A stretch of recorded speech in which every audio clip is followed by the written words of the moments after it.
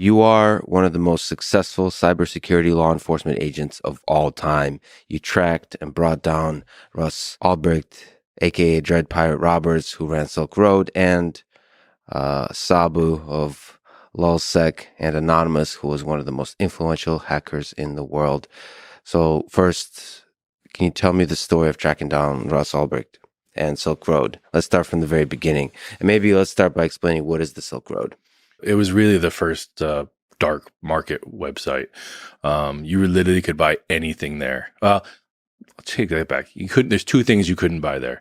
You couldn't buy guns because that was a different website, and you couldn't buy fake degrees. So no one could become a doctor. But you could buy literally whatever else you wanted. You could post things, drugs. You could buy heroin right from Afghanistan, the good stuff. Hacking tools. You could hack for hire. You could buy murders for hire if you wanted someone killed. Now, so when I was an FBI agent, I had to kind of sell some of these cases, and this was a big drug case. You know, that's the way people saw Silk Road. So internally to the FBI, how I had to sell it, I had to find the worst thing on there that I could possibly find. And I think one time I saw a posting for baby parts. So let's say that you had a young child and that needed a liver. You could literally go on there and ask for a 6-month-old liver. If you wanted to. For like surgical operations versus something darker. Yeah, I never saw anything that dark as far as people like wanted to eat body parts. Yeah. I did interview a cannibal once when I was in the FBI. That's another crazy story, but that one actually weirded me out. Sorry, I just watched Jeffrey Dahmer documentary on Netflix, and it just changed the way I see human beings, because it's a portrayal of a normal looking person doing really dark things, and doing so not out of a place of insanity, seemingly, but just because he has almost like a fetish for that kind of thing. It's disturbing that people like that are out there.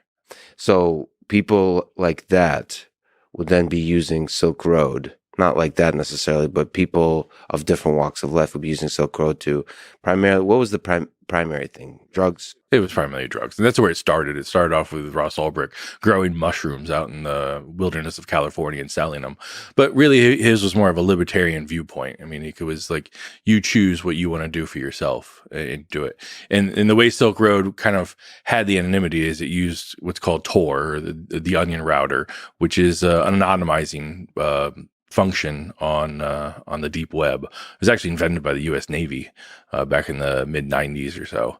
But it also used cryptocurrency. So it was the first time like we saw this birth on the internet of mixing cryptocurrency and an IP blocking software. So, in cybercrime, you go after one, the IP address and trace it through the network, or two, you go after the cache. And this one kind of blocked both. Cache meaning the flow of money, physical or digital. And then IP is some kind of identifying thing of the computer. It's your telephone number on your computer. So yeah, all computers have a unique 4-octet numbers. It's 123.123.123.123, and the computer uses DNS or domain name services to render that name. So if you were looking for CNN.com, your computer then translates that to that IP address or that telephone number where it can find that information. Didn't Silk Road used to have guns in the beginning, or was that considered to have guns, or did it naturally emerge and then Russ realized like this is not good? It went back and forth. I think there were guns on there, and he tried to police it. He told himself the captain of the boat, so he had to follow his rules. So I think he took off those posts eventually and moved guns elsewhere. What was the system of censorship that he used? Of selecting what is okay and not okay. I mean, him alone. He's the captain of the boat. Do you know by chance if there was a lot of debates and criticisms internally amongst the criminals of what is and isn't allowed? I mean, it's interesting to see a totally different moral code emerge that's outside the legal code of society. We did get the server and was able to read all of the chat logs that happened. I mean, all the records were there. I don't remember big debates. I mean, there was a clear leadership. And that was the final decision. That was the CEO of Silk Road.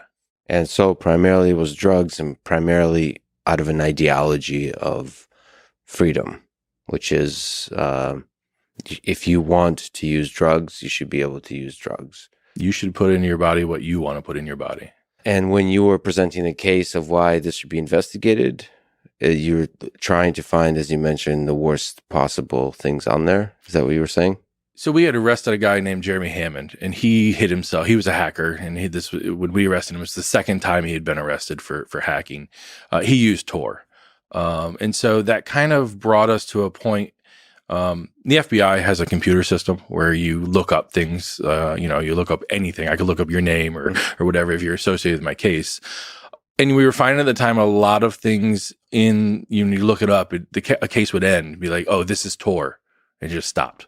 Like we couldn't get any further. Yeah. So, we had just had this big arrest of Sabu and took down Anonymous, and sometimes in the FBI, the way it used to, the old school FBI, when you had a big case and you're working 7 days a week and 14 hours, 15 hours a day, you sort of take a break. The boss kind of said, "Yeah, I'll see you in a few months. Go get to know your family a little bit, and come back." But the group of guys I was with was like, let's find the next big challenge. And that's when we were finding, case closed, it was Tor. Case closed, it was Tor. So said, let's take a look at Tor and let's see what we can do. Maybe we'll take a different approach. And Silk Road was being looked at by other law enforcement, but it was taking like a drug approach where I'm going to find a drug buyer who got, the drug sent to them in the mail, and let's arrest up. Let's go up the chain. But the buyers didn't know their dealers. They never met them.